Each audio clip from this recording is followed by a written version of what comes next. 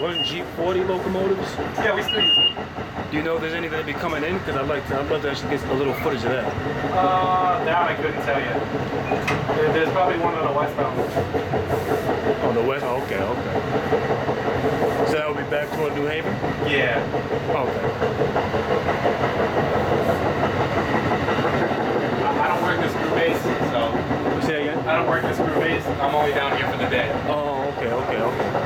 How's the job like being an engineer? I love it. There's nothing else I'd rather be doing. I mean, it's kind of, the pay is awesome. 90% of the people you work with are awesome people. Yeah. And dude, I just kind of enjoy it. Running a train, I mean, it's a lot of responsibility. Yeah. So I would say like the most stressful part of this job would probably be like Fatality. yeah. And probably knowing like the operation of the locomotive itself and the train.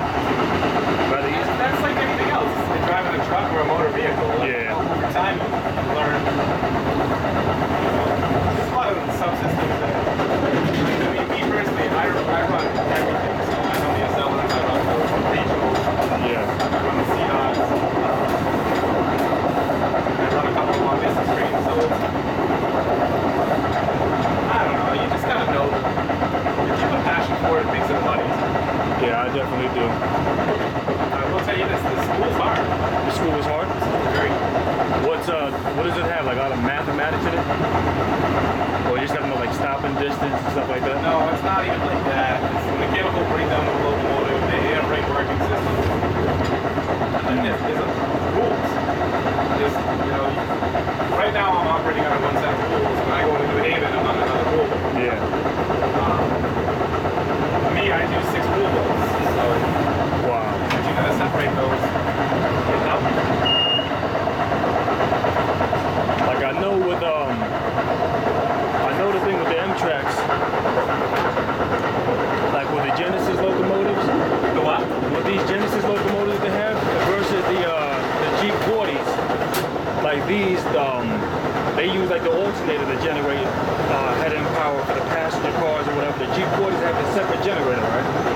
Not a separate generator, it's a separate pony motor. A pony motor? Yeah, it's called a pony motor. Yeah. And that's not even what you really gotta know. Like, I mean, it's good to know, but Yeah. it's not gonna make you a better engineer. So what are some of the key things you would say you would have to know to be a successful engineer? Number one is your rules. Rules and your signals. Without that, man, you're nothing. Yeah. Well, I figure operating a car or a truck or a bus would be more difficult because not only do you have to worry about, driving it, but you have to worry about other people and swerving and maneuvering around. See, I disagree because, What do you think an engine is harder? well, in Boston and New York, there's 320 speed changes. Oh, the speed change. And you have to know that times 5. And the seller is one set of speeds, the regional is one set of speeds, this equipment is one set of speeds. And then there's all kinds of rules. On the roadway, it's either this or it's that. On a railroad, it can be numerous different things. And is this information that you have to go over, like study periodically? Yeah, well, yeah, man.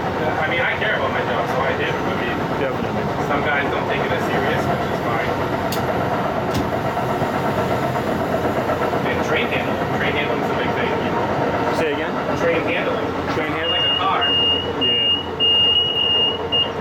Unlike a car, I have a locomotive that weighs more than the cars. Yeah. It's pushing me right now. You have to take that into consideration when you're braking or accelerating or anything else. Yeah. A car or a truck, you can just lay on the gas pedal. It's not going to matter. There's no Yeah. slack. Yeah, the locomotive, that's the heaviest portion of the train itself. Yeah. It has to outweigh everything else in order to push it or pull it. Well, it's just the equipment on it, the traction motors, Yeah. the engine itself. And the prime mover, that just generates electricity for the traction motors, right? Like to give it the power that it needs to take off. The prime mover is, it's giving all our locomotives are diesel electric. Yeah. All our diesels, they're not just straight up diesel.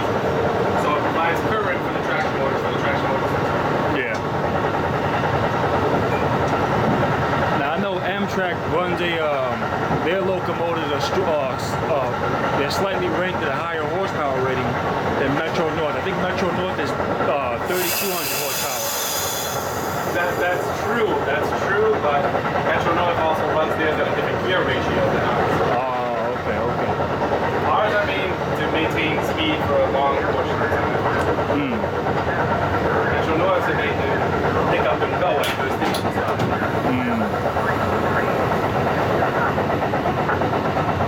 So this engine here, what is it rated at? 4,000 horses? 42 and change. 42 inch? Okay, okay. I believe, honestly, dude, I don't remember. Little stuff like that. Yeah.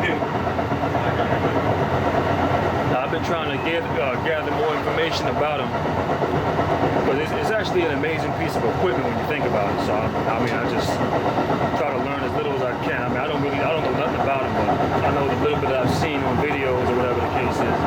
I mean, the only advice I can give you is get hired on a railroad. I mean, Yeah. you're not going to get hired off the street as a locomotive. Yeah. It's too much responsibility for someone coming right off the street. Yeah. And it's a lot to know. I mean, The training for this is like what, like 2 years to train to be an engineer? yeah.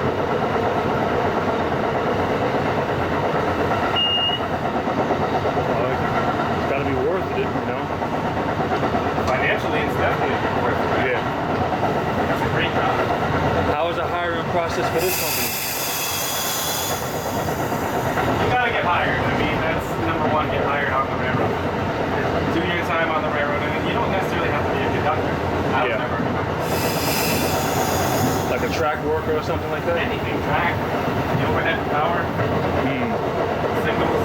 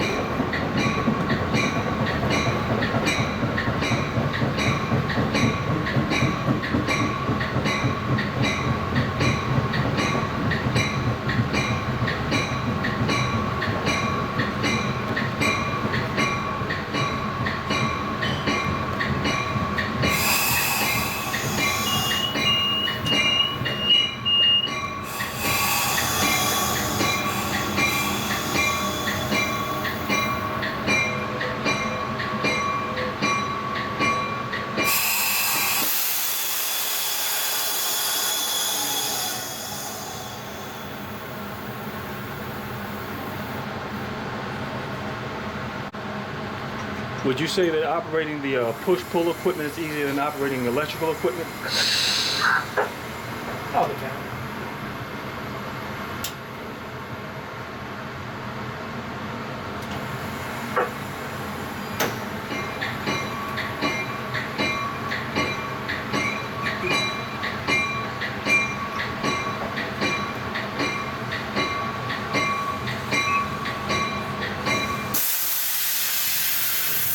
That's the uniqueness of the job. Is every day it's going to be different, Yeah. depending on your weather conditions or your equipment conditions. I don't know. I've always been a fan of diesels. Unfortunately, this probably wouldn't be the best railroad for you to be on. Because There's a lot of electric. it's almost all. I know New Jersey Transit runs a good combination of diesels, diesel electric, or strictly electric locomotives. Yeah, I don't know a lot about the transit. A couple of my friends were there. But they got a lot of unique equipment. Or I would say they have like the largest variety out of Metro North. Long Island Railroad, Metro North, is the biggest ridership. Right? Long Island and Metro North are the busiest railroads Yeah. per day.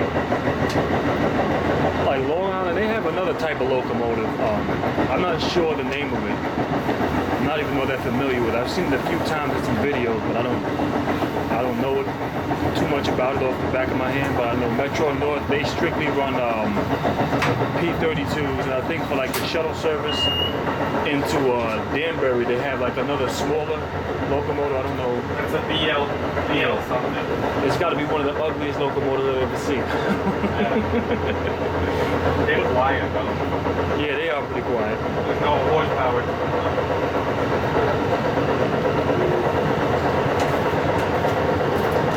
Metro North used to have the F10s and FL9s. Those were beautiful. I don't even know what goes on. That's like back in the late 90s, in the 80s, like early I would say like around 2006, 2008 is when they still ran them, and then they phased them out. They started putting all the Genesis locomotives in.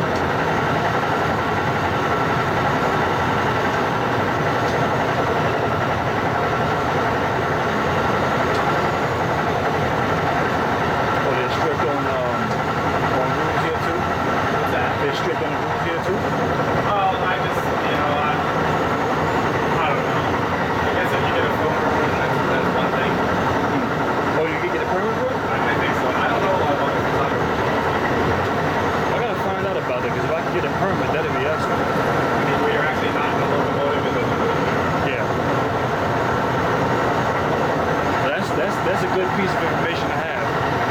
I'm gonna look into that, ask them about that.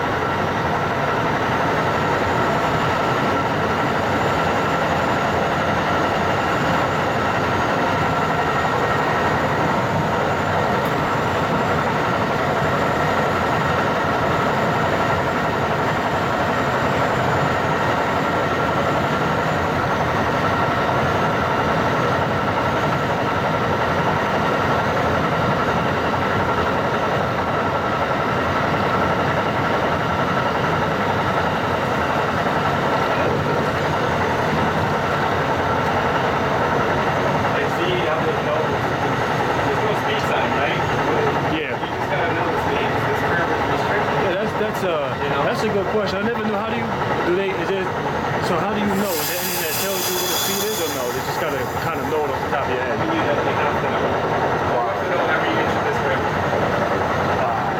So you really gotta know what you're doing to be an engineer.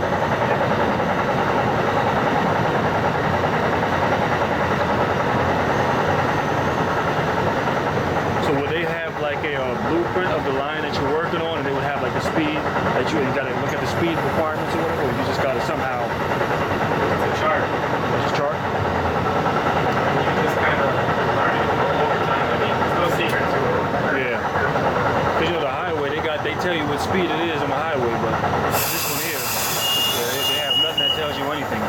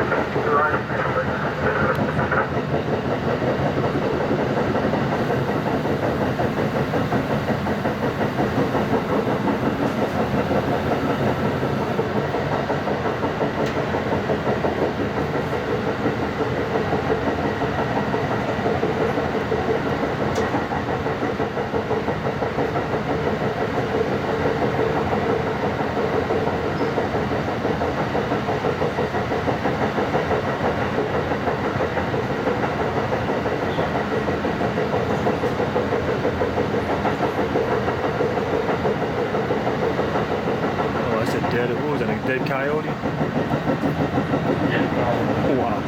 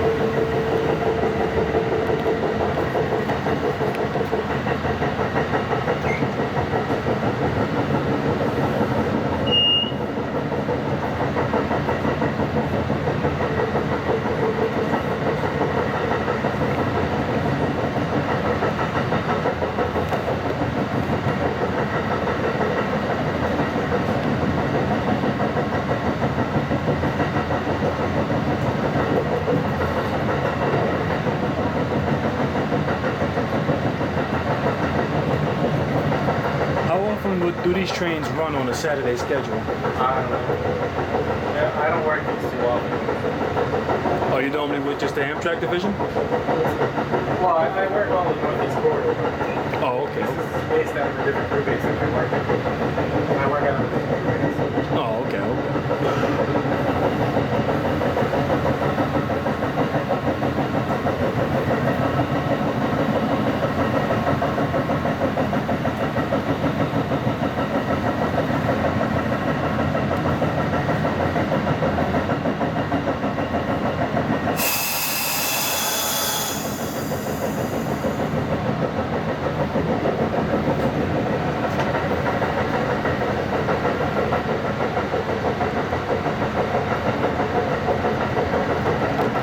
It's going to be shifting onto the right-hand track. I figured that much out. So you can tell by the signal that was over to the right-hand side, that's what indicates? Is an indication for the right track? Okay. That is an indication that you're taking a crossover. Because Okay, okay. you don't want to take that crossover at track speed, which is 8 miles an hour. Yeah, you'll derail. I know there was a situation with Metro North in 2013 where the guy was going around Spuyten-Duyvil Curve and he derailed the whole train at 82 miles an hour. It was supposed to be 33 speed limit. You know that curve very well. You said you know that curve? I'm qualified on the Hudson Line. Yeah, that's a beautiful, that's a scenic route. I love that route.